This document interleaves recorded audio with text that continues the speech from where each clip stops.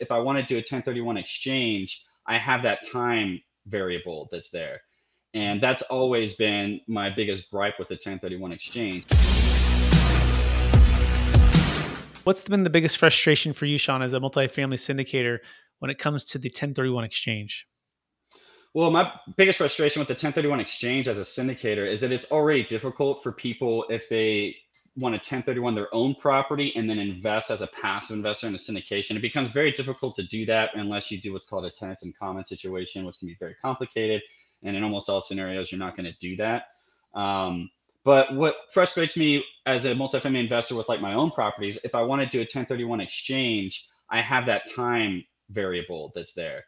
And that's always been my biggest gripe with the 1031 exchange. And when you're in a market like today, where it's really difficult to find good deals and you could look for up to a year before you find the one you want to strike on, having a certain number of months to identify the property you want to purchase really puts you in an unfavorable time constraint. That's always been one of my biggest gripes with the 1031 overall. But with them taking away the 1031 exchange now, it's going to definitely factor into your calculus on what your exit strategy is going to be on your property, no matter what. I mean, they're taking away so much, though. It seems like one of the only strategies left.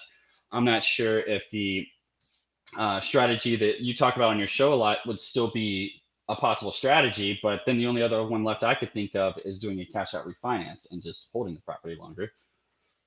Yeah, no. So you're right. The deferred sales trust is a solution alternative for failed 1031 exchanges or just altogether making time your friend, right? So you can sell, Right. defer the tax, pay off the debt, wait on the sidelines, go back in as passive or active. You don't have to do tenant in commons. Very, very friendly for syndicators.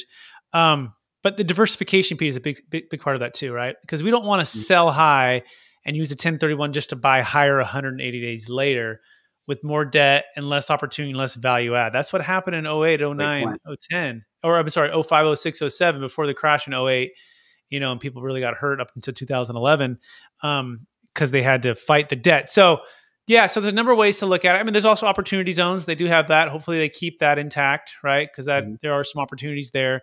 But you certainly want to make sure you have an exit plan here. And then, yeah, if you never sell, right, and then just cash out refi and buy more, that's also a good strategy, right? However, for commercial real estate syndicators, they're typically incentivized on the outcome of it. So they improve the property early, put all the sweat equity, all of their value add expertise, and then they get paid on the back end 3 to 5 years out, whatever, right? So that's you kind of disincentivize them on that, which kind of goes towards people who are kind of the rich get richer because then they can collect the monopoly chips and just buy more and more and more. So lots of ways we can kind of go down this place. The last one I'll leave you is a stepped up basis, Shawn. I don't know if you're familiar that Biden is considering taking away the stepped up basis, right? Where upon death, essentially your heirs, the tax is triggered. And there's no step up basis. Right. Not only is it there's no step up basis, but the tax is actually triggered. So that's what he's proposing. So like, who knows if they know how to sell it or if there's multiple siblings? It doesn't matter. Like you die and let's say your wife dies, stepped up basis is not there, and they need the tax. You're like, wait, so you're forcing me to sell. So we'll see if this stuff actually passes, guys. Like we don't know. There's still a lot to be had, but just know that these are the things that are on the table, and it's not good for real estate investors. It's definitely not. And I would be furious if I worked my lifetime to have a legacy to pass on to my heirs. And that's what they did to them as soon as the money went to their hands. They dipped their big paws in there and ripped out a huge chunk of it. That's infuriating, but that's a definite real possibility. Yeah. So just be aware of it. So by the way, you can go to capitalgainstaxsolutions.com. We have the Deferred Sales Trust that we believe is a clear solution for all of those challenges. And and you can learn about how to use that.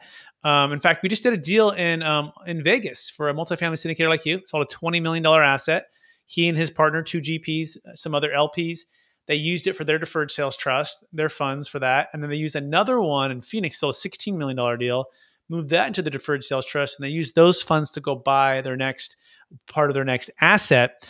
And we're going to have a cryptocurrency mastermind and they're going to come and talk to that on Monday, because you can also now sell crypto, defer tax, and buy multifamily properties with it, which is all tax deferred, by the way, using the Deferred Sales Trust.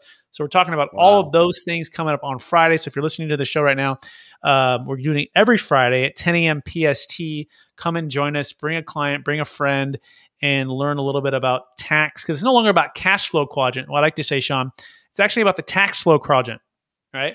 We're no longer just managing cash flow, dude. We got to manage tax. And when is our tax going to be paid? How much is going to be paid? What's the planning? Because again, these government laws, they want to take their big paw and they want to just grab it as much as they can.